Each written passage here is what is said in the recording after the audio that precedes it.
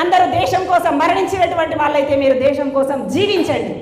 దేశం కోసం ఎలా జీవించాలంటే పర్యావరణ సహితంగా, పర్యావరణానికి హాని తలపెట్టని విధంగా పంచభూతాలను పరిరక్షించాలనేటువంటి కంకణ బద్దులై ముందుకు సాగాలి. నీరును వృధాగా పోనీయకూడదు. విద్యుత్తు ఎక్కడైతే వృధాగా కనిపిస్తుంటుందో అక్కడ స్విచ్ బంద్ చేయండి.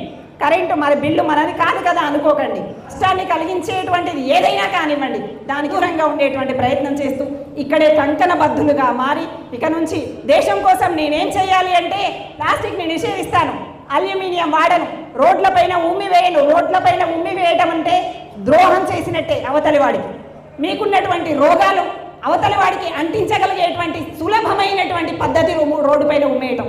ఇది అత్యంత దరిద్రమైనటువంటి హేయమైనటువంటి సంస్కృతి.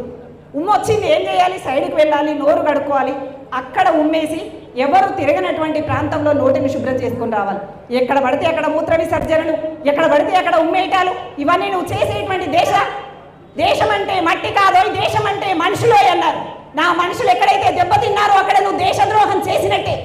మరి నేనేం చెయ్యాలి అని మీరు అడిగితే కంకణ బద్దులై ప్రతి అంశాన్ని బుర్రలోకి ఎక్కించుకొని నీ దేశం కోసం నువ్వు ఏం చెయ్యాలో, నీ ఇంటి నుండే నువ్వు ఎలా చెయ్యాలి